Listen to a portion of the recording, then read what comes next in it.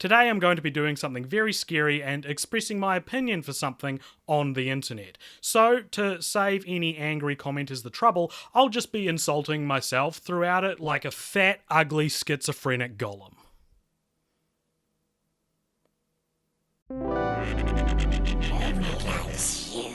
The hotly anticipated Spyro Reignited Trilogy, a remaster of the original 3 PlayStation 1 games, dropped on PS4 and Xbox One a week or two ago, and it's been met with somewhat of a bittersweet reaction. With many considering it still a good collection of games, but with some undeniable flaws that grind the gears of the more nostalgic and nitpicky gamers. This leads me to ask the question, was a Spyro remake a good idea? Did we need it? I thought it was great, and you're wrong, you fat piece of shit. The tepid response to the game is interesting, because it arrived very much riding the coattails of the universally praised Crash Bandicoot N. Sane Trilogy remaster from last year. The jumping in that game was horrible. Why are we even listening to this guy? Look, I like Spyro slightly less than Crash Bandicoot just as much as anyone. But the proof really is in the pudding, because when the Crash Bandicoot remaster came out, it seemed like everyone was talking about it for weeks, and since the Spyro remake came out, it kind of feels like nobody's talking about it. It kind of feels like a lot of people don't even really know it exists. I know plenty of people in my echo chamber who have been talking about it. You probably just have no friends. I've read all sorts of different critiques for the Reignited Trilogy across the web, most of which tend to centre around the final product's rushed nature and lack of attention to detail in some places, especially in the third game. And yeah, sure, it is kind of weird that every dragon you free in the first game has been upgraded from the original to have a unique personality or aesthetic, and yet in Spyro 3 all the baby dragons you hatch tend to cycle through the same 5 to 10 animations. And even the game's cover art seems to be a misfire, at least here in New Zealand, where they place the game's rating in the lower left corner, which covers a significant portion of Spyro's damn face. Surely there's a template for this kind of thing, Toys for Bob. Why is it that I put more work into the composition for my Facebook cover photos or YouTube thumbnails than you did into the poster for your game? Whatever, your thumbnails are terrible. I'd like to see you make a better poster for a video game. But look, you can find all these complaints and more anywhere on the internet. Or at least anywhere that is discussing Spyro on the internet. So instead I want to focus on something that really bugged me about the Spyro Reignited Trilogy. The storytelling in these games is really bad, dude. Right, well I'm literally gonna stop watching right here. I appreciate that this is very much a subjective issue, but we're in the golden age of narratively driven games, and while I'm not expecting Shakespeare from my made-for-children video game about dragons and fairies, I'd still at least prefer better dialogue than this shit. Where's Nasty Nork? I'll torch him! Bring him on! I think I smell a barbecue. Don't worry, I'll take care of them. I'll be done when I've toasted that nasty Nork. The OG Spyro trilogy holds a very special place in my heart, but much like revisiting Kangaroo Jack for the first time since you were 11 or 12, it really doesn't hold up. The game's dialogue is cheesier than it ever needed to be, but I can still appreciate this cheese with polygonal PS1 graphics as a fun but dated and, for lack of a better word, amateur platformer narrative from a newish company who are just bursting onto the scene with their first mainstream title. You're calling Spyro amateur? Right, well I'm literally gonna stop watching right here. I feel like it wouldn't be too difficult to just tinker with the dialogue from the original 3 games a little bit to make it more in line with something like a Cartoon Network show or a Disney movie or hell, even an Illumination movie. As it stands, it's more in line with the infantile, rudimentary dialogue you'd see in something like Dora the Explorer. Illumination? Are you serious? Have you seen The Grinch? And also, you for ripping on Dora the Explorer. That show was literally my childhood, and I'm literally going to stop watching right now. While the dialogue is pretty hammy, the actual plotting in the stories feels like it needed an upgrade too. I mean, it's 2018 and there aren't even any female dragons in the first game, and we know that female dragons exist because we see them hatch in the third game, but we never see them as adults, which means that they're being hidden away somewhere because they're laying the eggs, right? They're the ones, the female dragons still lay the eggs, right? Where are the female dragons, Spyro? I can't believe you're actually defending women, you PC cuck.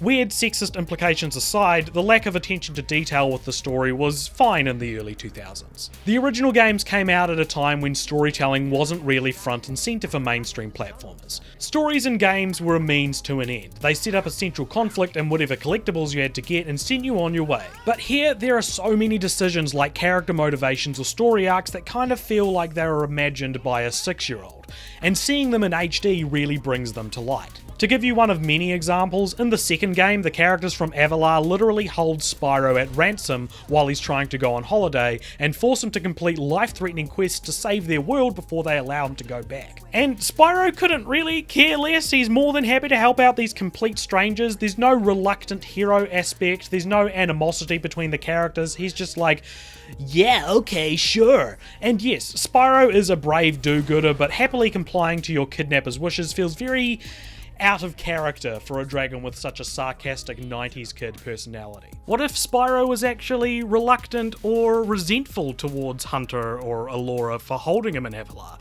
What if we actually got the bare minimum of character development and saw him slowly learn that these people are just desperate and become their friends and then decide to defeat Ripto for the greater good?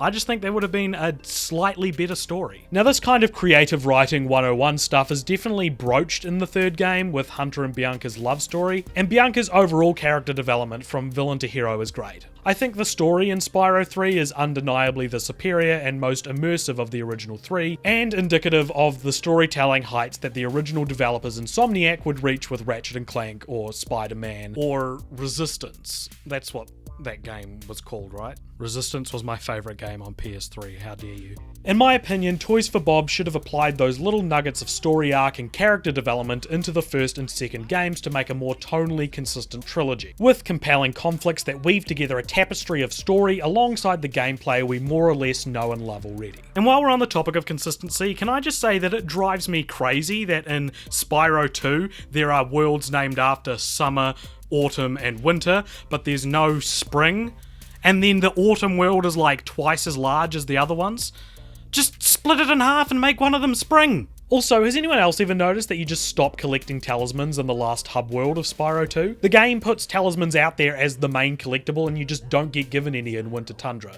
And it's not like Winter Tundra is a particularly different or special world compared to the other two. All the levels are the same, it's not like it's a secret world or anything. This is a problem that dates back to the original Spyro 2, but seriously, there's no reason you couldn't have updated this to be more consistent. It drives me insane. Whatever, man, those games are classics and should not be tampered with. You weren't complaining when the Crash Bandicoot remaster was like 100% a carbon copy of the original 3 games. Yeah, you're right. I haven't been complaining about that at all, and I've been thinking about that a lot.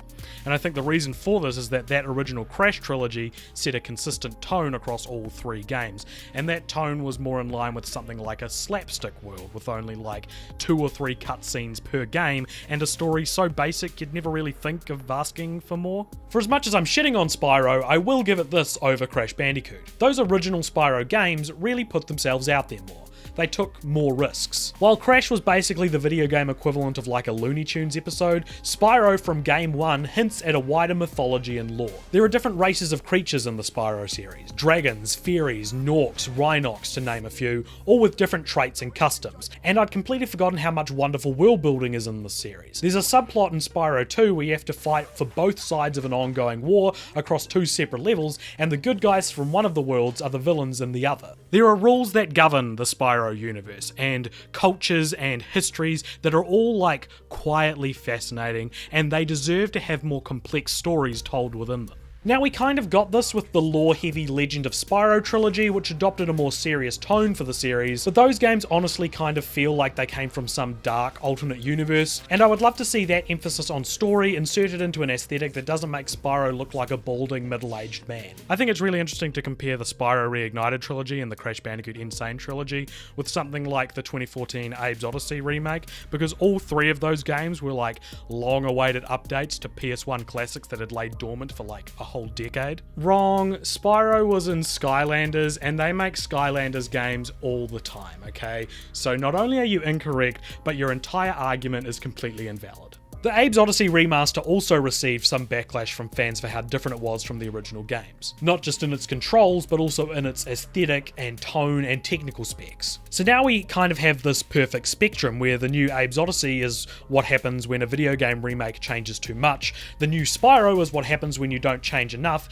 and by all accounts the new Crash Bandicoot is the happy middle ground. But, you know, it's also the simplest structure of the three. The other two had further to fall and ran the risk of having more angry YouTubers complaining about them. I don't really know what point I'm trying to make here, I just really like spectrums. This whole video was just such a waste of time. Nothing of what you've said has made me enjoy the Spyro Reignited Trilogy any less, and not only should you quit your middling YouTube channel that nobody watches, but you should also kill yourself. Okay? If you don't like the Spyro games, then don't play the Spyro games. Well, the thing is, I do like Spyro. I would even say there was a time in my life when I loved Spyro, when I was a young, bearded child. And this brings me back to my original question.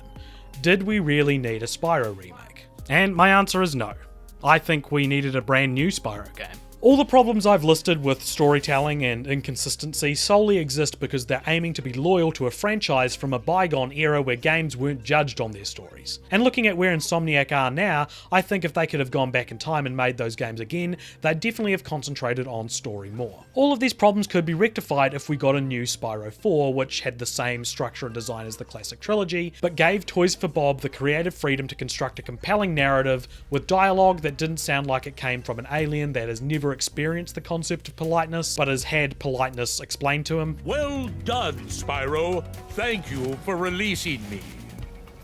So your thesis is that they just shouldn't make remakes? Whoa, what a hot take.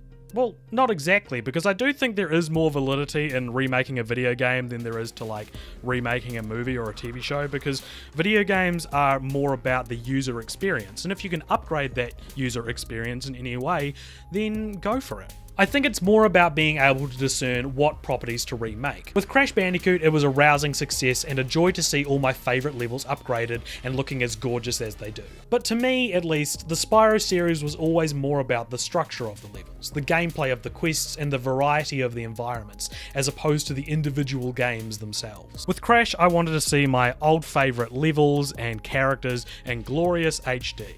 In Spyro, I just want to explore. And I want to explore more, and I want to see what happens next. Man, this whole angry commenter thing didn't really work out, did it? It just comes across as kind of condescending to your audience and like, kind of makes it seem like you don't believe in your own ideas and maybe you just shouldn't have bothered in the first place.